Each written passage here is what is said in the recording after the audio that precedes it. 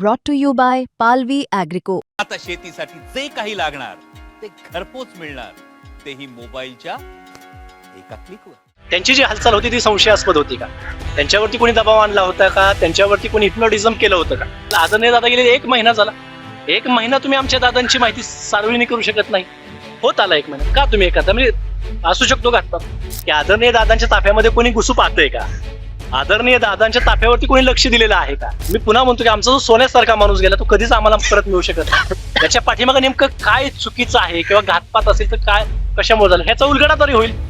खरं तर 28 जानेवारीला बारामतीमध्ये उपमुख्यमंत्री अजित पवार यांच्या विमान अपघातात निधन झालं आणि त्यांच्या विमान अपघातानंतर अनेक प्रश्न जे आहेत ते उपस्थित झालेले आहेत की अजितदादांचा हा अपघात होता का घातपात. कारण आमदार रोहित पवार यांनी देखील या संदर्भात प्रेस घेऊन अनेक प्रश्न उपस्थित केलेले आहेत.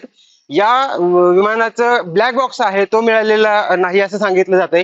त्यातच आता मुंबईमधून अजितदादा बारामतीच्या दिशेने यायला निघाल्यानंतर तिथलं सीसीटीव्ही फुटेज जे आहे ते देखील उपलब्ध नसल्याचं सांगितलं जात आहे. आणि त्या संदर्भात बारामतीचे माहिती अधिकार कार्यकर्ते नितीन यादव यांनी विमान प्राधिकरणाकडे तिथलं सीसीटीव्ही फुटेज मागितलेलं होतं, मात्र ते नाकारण्यात आलेलं आहे. नेमकं काय कारण आहे आपण त्यांना विचारत. नेमकी तुम्ही माहिती काय मागितली, कधी मागितली आणि प्रशासनाने तुम्हाला काय कळवलंय?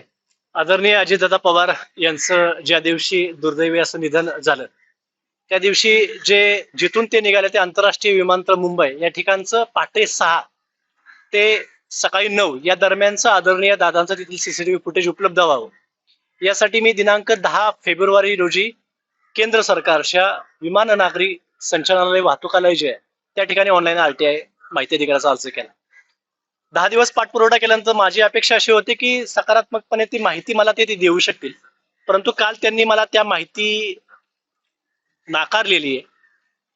त्यामध्ये नेमकं त्यांनी कोणतंही कारण दिलेलं नाही की बाबा हे सुरक्षतेचं कारण आहे, आंतरराष्ट्रीय बाबा धोका किंवा विमानतळाला असू शकतो, सुरक्षा बाबा त्या ठिकाणची बाहेर येऊ शकते किंवा खाजगी व्यक्तीची माहिती नाकारता येते असं काही कारण त्यांनी देऊ शकले असते किंवा बाबा त्या ठिकाणी तपासात कुठला तरी व्यत्यय निर्माण होऊ शकतो असं काही कारण न देता त्यांनी फक्त एवढंच सांगितलेलं आहे की त्यांचे जे प्रमुख आहेत DG तर डायरेक्टर ऑफ जनरल जे त्या विभागाचे त्यांना परवानगी दिल्यानंतर सुरक्षा यंत्रणांनी अथवा न्यायालयीन कामकाजासाठी जर ते हवं असेल तर ते सीसीटीव्ही फुटेज दिले तर एवढं सांगून त्यांनी दिलं. कोणतंही समकक्ष कारण त्यांनी मला दिलं नाही. आणि आदरणीय दादांचं सीसीटीव्ही फुटेज नाकारल्यामुळं जो घातपाताचा जी शंका किंवा जी चर्चा होती ते अधिक आम्हाला त्यामुळं जोर जे आमच्या कार्यकर्त्यांमध्ये दादा प्रेमींमध्ये ना राज्यातल्या समस्त जनतेमध्ये त्याचा जोर धरू लागलाय असं म्हणायला काही हरकत नाही. खरं तर तुम्ही विमान प्राधिकरण किंवा त्या समकक्ष यंत्रणेकडे फुटेज मागितलेलं, दुसरीकडे तुम्ही फुटेज मागितल्याची माहिती मिळते. तुमचं अपील प्रथम जे अपील मागितलेलं आहे माहिती ती नाकारली. आता कशा पद्धतीने पुढे जाणार आहात? काय झालंय की काल जे विमान प्राधिकरणाने माझी माहिती नाकारली त्या विरोधात तर मी अपील केलेलंच आहे. त्यामागचा हेतू एवढाच की आदरणीय दादा ज्यावेळेस तिथे गेले त्यांच्या आसपास जे पायलट असतील को पायलट असेल त्यांची देहबोली काय सांगते, सायकोलॉजिकली त्यांचं जे तिथलं बिहेवियर होतं किंवा तिथलं जे त्यांचं वर्तवणूक होती त्यांची जी हालचाल होती ती संशयास्पद होती का? त्यांच्यावरती कोणी दबाव आणला होता का? त्यांच्यावरती कोणी हिप्नोटिझम केलं होतं का? किंवा त्या विमानाच्या आसपास कोणी काय तांत्रिक काय करू पाहण्याचा प्रयत्न केलाय का? तसं नसेल तर ते वैमानिक हे टेन्शन मध्ये होते का, आनंदात होते का, किंवा दादांची देहबोली बाबा त्या लोकांच्या सोबत असताना काय होते, ते आदरणीय दादांशी काय बोलू पाहत होते का गप्पच फक्त जाऊन ते दादांचं पायलट चालवणार होते हे नेमकं कळायला मार्ग नव्हता. हे कळावं, जनतेसमोर यावं. आणि ही माहिती नाकारल्यामुळं किंवा हे त्यांनी ती माहिती न दिल्यामुळं तो जो घातपाताचा जो प्रश्न आहे किंवा जी शंका आहे ती आणखी जोर धरू लागली. दुसरीकडे असं आहे की कोणताही सामान्य नागरिक विमानतळावरती जात असताना किंवा परदेशी नागरिक जरी असेल तरी विमानतळामध्ये आतमध्ये प्रवेश करत असताना तो तिथे त्याचा फोटो काढू शकतो, व्हिडिओ काढू शकतो. आणि आपण अनेक सेलिब्रिटीजचे किंवा लोकांचे व्हिडिओज पाहिले, त्याच्या पलीकडे जाऊन धक्कादायक असे की अनेकांचे असे देखील व्हिडिओज किंवा फोटोज आहेत ते विमानात कुठेतरी सहलीला जात असताना, फिरायला जात असताना त्यांचे विमानासोबतचे फोटो बाहेर काढले, त्यांच्या व्हॉट्सअप स्टेटसवरती किंवा फेसबुकला सुद्धा अपलोड केले. म्हणजे त्या लोकांचं आहे. आदरणीय दादा हे जनसेवक होते, सार्वजनिक जीवनात गेले अनेक वर्ष बारामतीसाठी राज्यासाठी आतोनात जोखून देऊन काम करणारे आमचे नेते होते, शासकीय लोकसेवक, राज्याचे उपमुख्यमंत्री होते. त्यांची माहिती नाकारायचं काही कारण नाही. संविधानात पदावरती काम करणाऱ्या माहिती नाकारल्यामुळे त्यात कुठल्या तपासात व्यत्यय येणार नाही ना की ती माहितीत कुठलं मॅनिप्युलेट केलं जाईल, त्या माहितीमध्ये छेडछाड केलं जाईल त्या फुटेजमध्ये. ना की कोणी त्यावरती ती माहिती बाहेर आली तर काय नाकारलं जाईल. कारण सरकार हे काम करतं जनतेसाठी. जनतेतच जर संभ्रमाची वातावरण असेल, आदरणीय दादा गेले 1 महिना झाला, 1 महिना तुम्ही आमच्या दादांची माहिती सार्वजनिक करू शकत नाही. होत आला 1 महिना, का तुम्ही हे करता? म्हणजे असू शकतो घातपात. विमान प्राधिकरणानं माहिती मागितली, नाकारली. आता तुम्ही मुंबई कमिशनरकडे देखील माहिती मागितलेली आहे. काय नेमकं?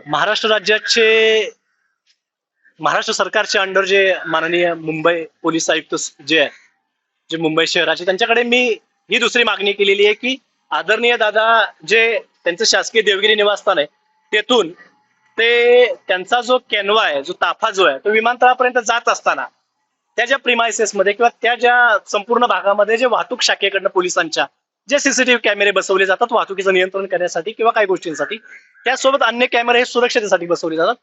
त्या कॅमेऱ्यामध्ये देखील सीसीटीव्ही फुटेजची मागणी मी काल केलेली. ते मागण्याचं कारण हेच आहे की आदरणीय दादांच्या ताफ्यामध्ये कोणी घुसू पाहतंय का? आदरणीय दादांच्या ताफ्यावरती कोणी लक्ष दिलेलं आहे का? आदरणीय दादांचा ताफा जात असताना कुठं थांबलेला तर नाहीये ना. ह्या गोष्टींची उत्तरे मिळावेत, ही गोष्टी सार्वजनिक हवेत. ह्या गोष्टी बाहेर आल्या तर कोणाचंही काही एक नुकसान होणार नाही. आज आम्ही आमचं सोन्यासारखा माणूस गमावला, त्यामुळे या माहिती पब्लिक आहे तर काय अडचण येणार नाही असं माझं मत आहे. मुळात एक लक्षात घ्या, आदरणीय दादांचा दुसरा व्हिडिओ देखील काल आला, त्यामध्ये फार तो वाईट व्हिडिओ आहे की त्यामध्ये दुसरा ब्लास्ट त्या ठिकाणी झाला. महिना होत गेलाय, शासकीय यंत्रणांकडून बळ काढला जात नाही. लोकांकडे जे सीसीटीव्ही फुटेज असेल किंवा काय असेल, हे लोक त्यावेळेस ते बाहेर करतील जेव्हा शासकीय यंत्रणा ते सीसीटीव्ही फुटेज त्यांचे उपलब्ध करतील किंवा माहिती लोकांपर्यंत पोहोचवतील. या निमित्ताने तर माझी ही मागणी आपल्या मार्फत आहे की मुंबई पोलिसांनी देखील तिथल्या ज्या त्या परिसरातल्या लोकांना आवाहन करावं की आपल्याकडे जे काही सीसीटीव्ही फुटेज असेल, आपल्याकडे जे सीसीटीव्ही कॅमेरे बसवले असेल, ते देखील आम्हा मुंबई पोलिसांना आपण जमा करावे. ते तपासा, आम्ही त्यांना सहकार्य राहील. जर हा घातपात नसेल ते सार्वजनिक करतील. जर घातपात असेल तर ह्यात तपास करत असताना मी पुन्हा म्हणतो की आमचा जो सोन्यासारखा माणूस गेला तो कधीच आम्हाला परत मिळू शकत नाही. त्याच्या पाठीमागे नेमकं काय चुकीचं आहे किंवा घातपात असेल तर काय, कशामुळे झालं, ह्याचा उलगडा तरी होईल. काय पुढचं अपील काय असणार आहे? कशा पद्धतीने जाणार आहात? न्यायालयीन प्रक्रियेत तुम्ही सांगताय, न्यायालयीन प्रक्रिया जाणार आहात काय? याचा छडा लागण्यासाठी आम्ही शेवटपर्यंत आदरणीय दादांवरती जीवापाड प्रेम करणारे जे कार्यकर्ते आहेत, ज्या अनेक जण बोलत नाहीत, त्यांच्यापैकी मी बोलतोय, म्हणून आम्ही अपिलात मी गेलेलो आहे. त्याच्या पुढे जाऊन मी दुसऱ्या अपिलात जाईल, ते देखील नाही मिळालं तर न्यायालयीन जो लढा आहे तो मी चालू ठेवेल. पण याचा सोक्षमोक्ष लावायला आम्ही शेवटपर्यंत लढत राहू, ही या निमित्ताने आदरणीय दादांवरती जो प्रेम आम्ही करणारे लोक आहेत, कार्यकर्ते आहेत, म्हणून आम्ही तुम्हाला यातलं. अपघाताच्या संदर्भात अनेक तक्रारी किंवा शंका उपस्थित झालेल्या आहेत. हा घातपात आहे असं देखील वारंवार सांगितलं जातंय. एक बारामतीकर म्हणून तुम्हाला काय वाटतंय?